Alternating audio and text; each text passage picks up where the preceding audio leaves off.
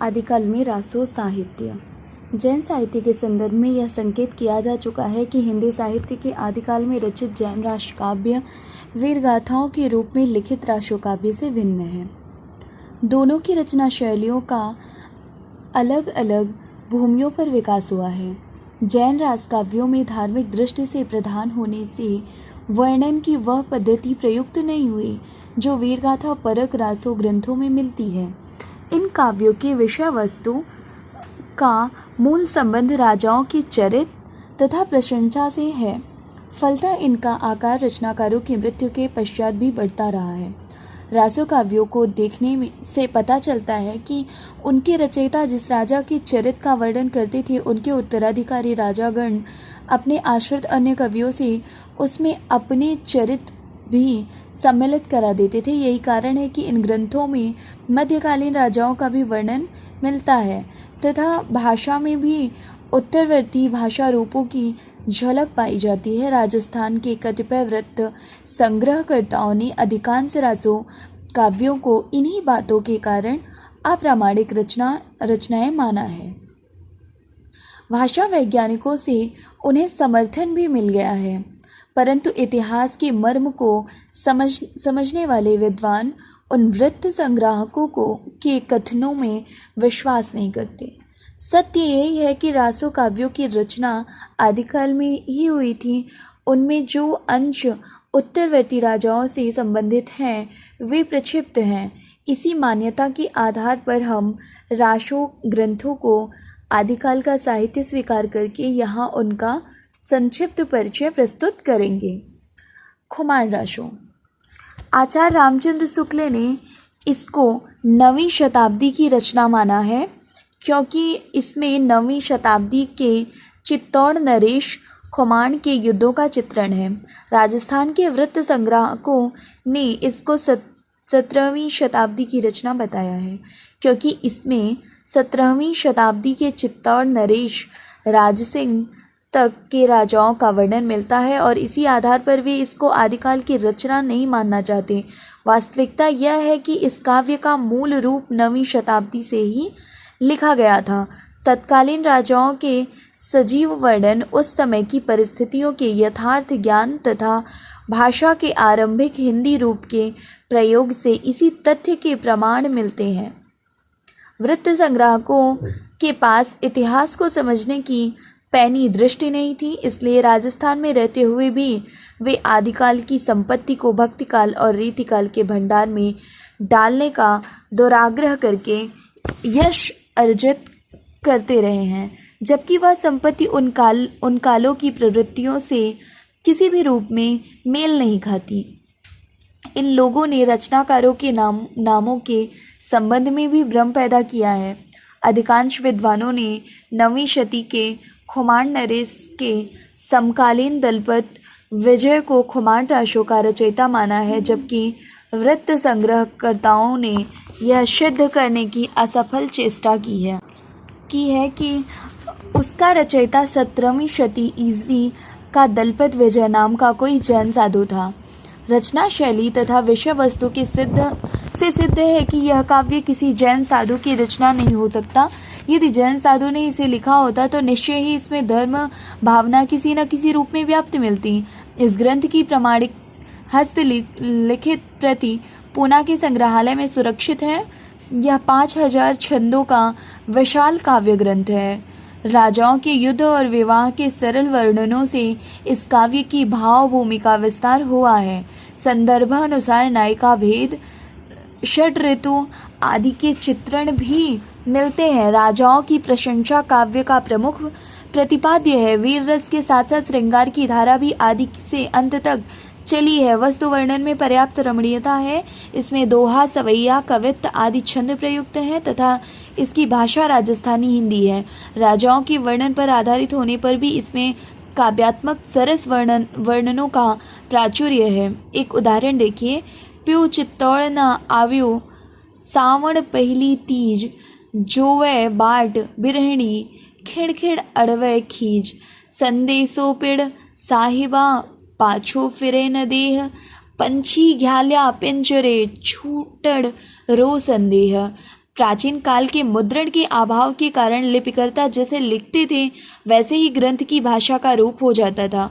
धार्मिक साहित्य में धार्मिक भावना के कारण शब्दों के मूल रूप की रक्षा का प्रयत्न किया जाता था, किंतु रासो काव्यों के प्रति वैसा कोई आग्रह नहीं होता था। अतः उनकी भाषा पर लिपिकर्ताओं की भाषा के रूपों के प्रभाव पड़ते रहते थे। इस काव्य की भाषा के साथ भी यही हुआ है। वस्तुतः इस ग्रंथ के मूल रूप तक पहुँचने के लिए प्रामाणिक पाठ संपादन की आवश्यकता है। विसल देवरासो इस ग्रंथ की रचना नरपति नाल कवि ने 1155 ईस्वी में की थी, जैसा कि निम्नांकित उदाहरण से स्पष्ट है। 1272 राहा माझारी जेठवदी नवमी बुधवारी नाल रसायण आरंभई शारदा तूठी ब्रह्मकुमारी काश्मीराम मुख मंडनी रास प्रसंगो विसल देराई। प्रथम पंक्ति से संवत 1272 वर्ष भी माना गया है, किंतु अधिकांश विद्वान 1212 विक्रमी ही स्वीकार करते हैं। कुछ वृत्त संग्रहकर्ताओं ने इस ग्रंथ को भी आदिकाल की रचना नहीं माना। यह संभव है कि इसमें भी कुछ परिवर्तन होते रहे हों, किंतु इससे पहले कि इसकी प्राचीनता समाप्त नहीं हो जाती। डॉक्टर मोतीलाल मेनारिया 16वीं शताब्दी के नरपति नामक एक गुजराती कवि को इसका रचयिता बतलाते हैं, किंतु डॉक्टर माता प्रसाद गुप्त ने कई प्राचीन प्रतियों के आधार पर सिद्ध किया है कि यह कृति 14वीं शताब्दी ईस्वी में लिखी गई थी। नवीन खोजों में एक प्राचीन प्रति मिली है, जिससे इस काव्य का रचना काल 1016 ईस्वी सिद्ध होता है। इसमें यह पंक्ति मिलती है, सम्मत सहस 73 जानी नाल कबीसर सरसीयवाणी। विसल देवरासो मूलतः गेय काव्य था, अतः इसके रूप में परिवर्तन होता रहा है। डॉक्टर मेनारिया का मत है कि यह काव्य गेय नहीं था। शायद वे गेयता का अर्थ लोकगीतों की तरह गाया जाना लगाते हैं और इसी आधार पर यह कहते हैं कि राजस्थान में कभी भी यह गेय नहीं रहा। डॉक्टर माता प्रसाद गुप्ता ने 128 छंदों की एक प्रति का संपादन किया है। यह पाठ विसल देवरासो का मूल रूप बताया जाता है। इसकी भाषा आदिकालीन आरंभिक हिंदी का सहज स्वरूप सिद्ध होती है। विसल देवरासो हिंदी के आदिकाल की एक श्रेष्ठ काव्यकृति है। इसमें भोज परमार की पुत्री राजमती और अजमेर के चौहान राजा विसल देव तृतीय के विवाह वियोग एवं पुनर्मिलन की कथा सरस शैली में प्रस्तुत की गई है। राजमती की बातों से रुष्ट होकर स्वाभिमानी राजा उड़ीसा चला जाता है। 12 वर्ष तक राजमती उसके विरह में दुखी रहती है। वह राजभवन की दीवारों को कोसती हुई वन में रहने की कामना करती है। सामंती जीवन के प्रति गहरी अरुचि का सजीव चित्र इस काव्य में मिलता है। संदेश रासक के समान ही विशल देवरासो की भावभूमि प्रेम की निश्चल अभिव्यक्ति से सरस है। मेघदूत और संदेश रासक की संदेश परंपरा भी इसमें मिलती है। राजमती एक पंडित के द्वारा अपने पति के पास संदेश भेजती है। जब वह लौट आता है तब राजमती श्रृंगार करके उससे मिलती है। श्रृंगार के वियोग और संयोग पक्षों के अत्यंत मार्मिक चित्र कवि ने प्रस्तुत किए हैं। राजमती में एक कुलीना गृहिणी का स्वाभिमान है जो विरह के चित्रों को कांतिमय बनाता है। संयोग के समय भी यही कांति काव्य सौंदर्य की वृद्धि करती है। राजमती की वाणी व्यंग्यमयी हो उठती है, जिससे उसके पति का हृदय हिल जाता है। पति के हृदय को बेधने वाली राजमती का वह कुलीनता संस्कार ही उसकी समस्त विरह वेदना का आधार है। वही उसे इस विवशता तक पहुँचाता है। अस्त्रीय जन्म काई दीधो महेश अवर जन्म थारे घड़ा रे नटेश राणिन सिरजय धौली गाई वणषंड काली कोयली हाउ बाइस्ती अम्बा ने चंपा की डाल भस्ती दाश बिजोरणी एड़िदूष जुरे अवलाजी बाल इस प्रकार इस काव्य के वर्णनों में एक संस्कार दृष्टि मिलती है जो नारी गरिमा की स्थापना करती है। कवि ने प्रकृति के रमणीय चित्रों से भी भाव चित्रण को सौंदर्य दिया है। 12 मासों तथा ऋतु के प्राकृतिक चित्र संयोग और वियोग में उद्दीपन का काम करते हैं। विरह की विभिन्न दशाओं के वर्णन में समस्त प्रकृति सहायक हुई है तथा अनुभूति को भी उसने सुकुमारता प्रदान की है। विशल देव रासों की श्रृंगार परंपरा का आदिकाल में ही अंत नहीं हो जाता। विद्यापति से होती हुई यह परंपरा भक्ति काल में प्रेमाख्यानक काव्यों तक पहुंची।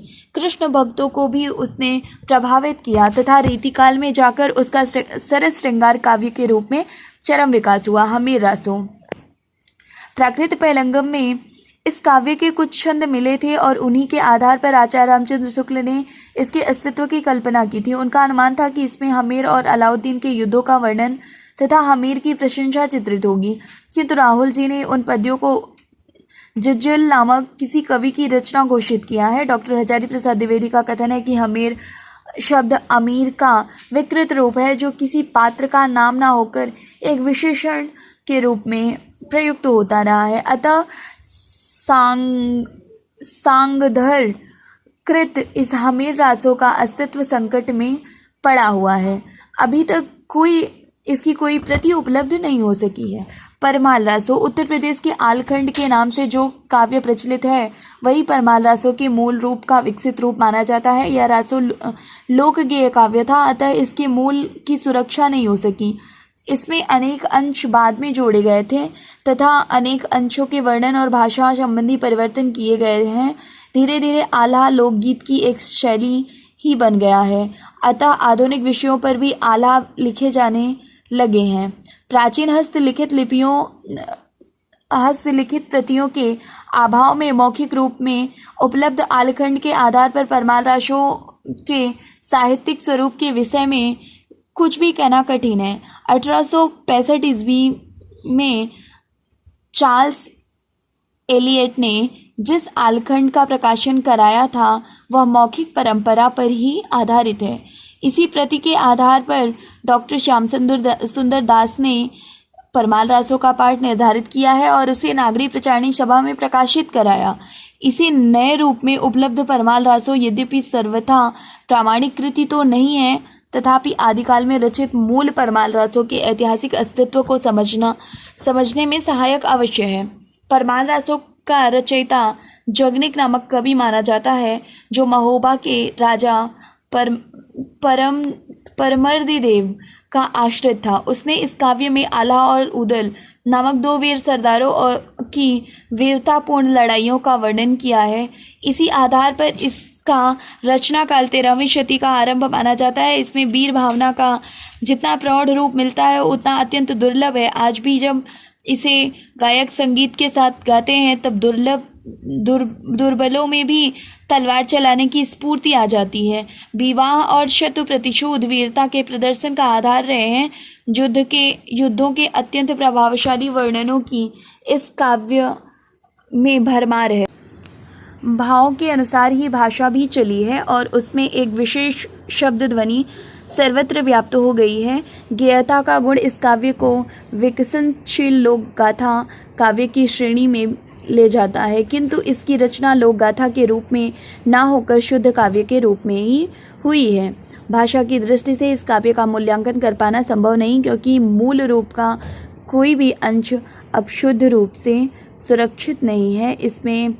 उसमें अनेक प्रकार के परिवर्तन होते रहे हैं।